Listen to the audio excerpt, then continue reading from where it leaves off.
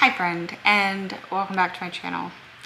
Today's video is going to be a little bit different. In full disclosure, it's the day that this video is going live, and I was like this close to not posting a video because, to be frank, things have been tough. Things have been tough for a few weeks, but especially the last like 10-15 days, and I'm not really feeling my best physically. I've noticed that when life gets stressful or like my emotions go to the extreme, that's when my back flares up, and I'm not really sure if there's a correlation.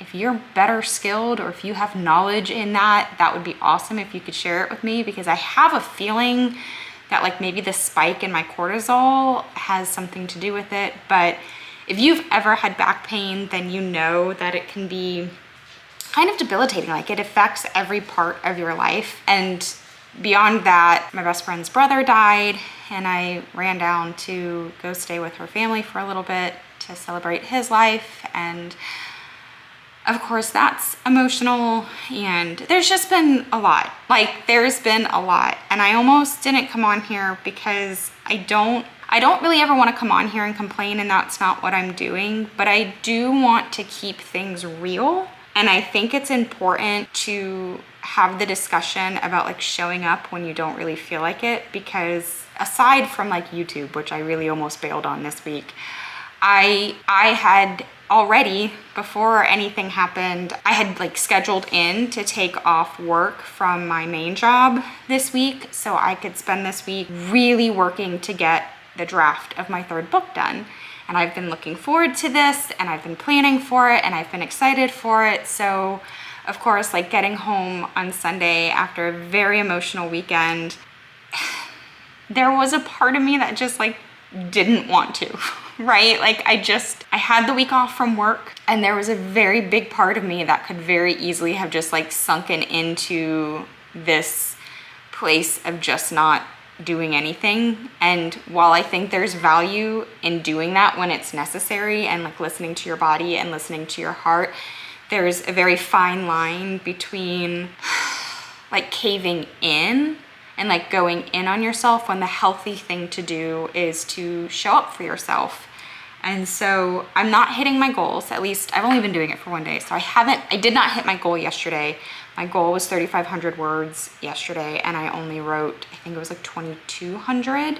So definitely not where I wanted to be, but I'm celebrating the fact that I still showed up, because it could have very easily been a day that I wrote 0 words. I did want to share with you a quote that was read at the celebration on Saturday, because I feel like obviously it applies to death, but I feel like it could apply to a lot of different situations. And obviously you guys know that I've experienced a lot of loss in the last several years. I mean, probably since 2019, it's just been like boom, boom, boom, loss after loss after loss, like big life-changing alterations that, whether it's a person or it's a way of life or it's a job or whatever it is, there's still grief that comes with those things. And grief is heavy, and it doesn't just evaporate.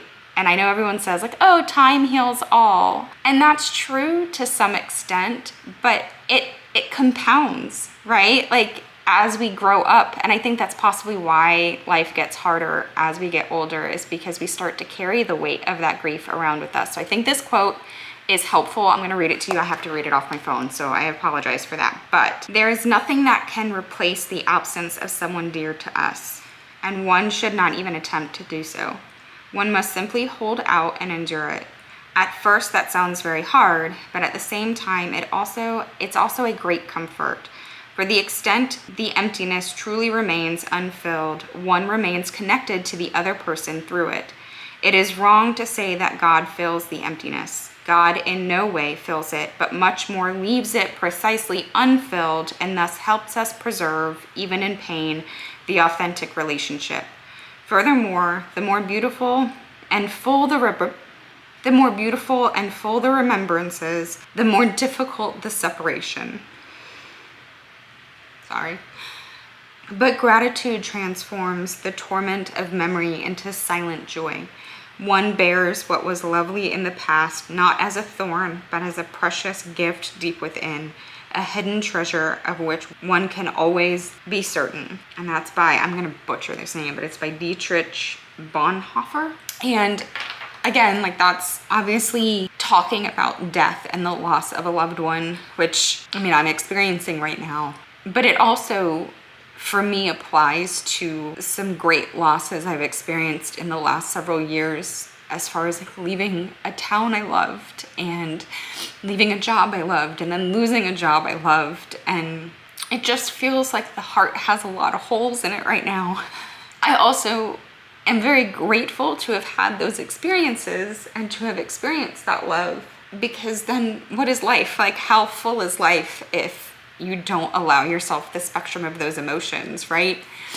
And so I decided, my best friend's brother was one of my biggest cheerleaders when it came to writing. And in fact, he was the very first person that I ever shared a draft of Yeah Maybe with. Obviously the book looked very different at that time. The story wasn't even remotely the same anymore, but he was the first person that I ever shared that with. And he read it because that's who he is as a person. Like he read it and he gave me feedback on it and he cheered me on. And I'm so grateful to him for that.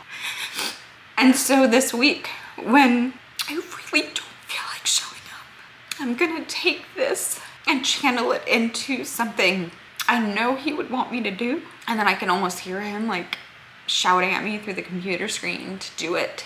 And I think it's important, since I'm talking about him, to share. He was diagnosed 17 years ago with Wilson's disease, which is a rare disease, which is the buildup of copper in your liver. And in order to be diagnosed, there's a rare gene that both of your parents have to have in order for you to get it. And there's like, I think, a 50-50 chance that you will get it if your parents have it. So it's like super duper rare. And when I met Clay, he was a normal 17-year-old boy. He was driving a car, he was annoying me to play Wii, he was a normal 17-year-old boy. And within 6 months of meeting him, he could no longer walk, talk, or swallow food. And it was a radical shift. It was an enormous change. And I am so grateful to have had the opportunity to know him both ways, because it taught me so much about the importance of positive attitude. Because when you're struck down with like really hard things that you can't control, it's so easy to fall into this like mindset of woe is me, and you give up and you just kind of exist. And he didn't do that.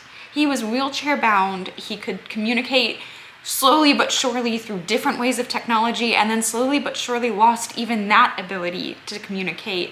And yet his mind was always still there. Like, his brain was never affected. His cognitive ability was never affected. And his personality remained the same through the whole thing. From diagnosis to death, he was positive. He never lost his faith in Christ, and just really continued to show up as like an encouraging force to all of us. And that is so remarkable to me.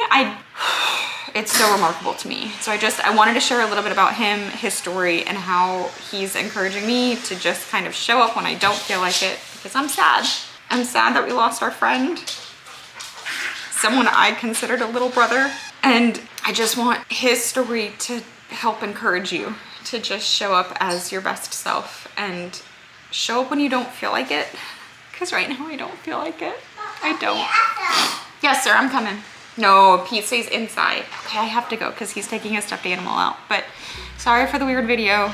I don't know, felt like sharing that. Have a great day, and I'll talk to you soon. Bye.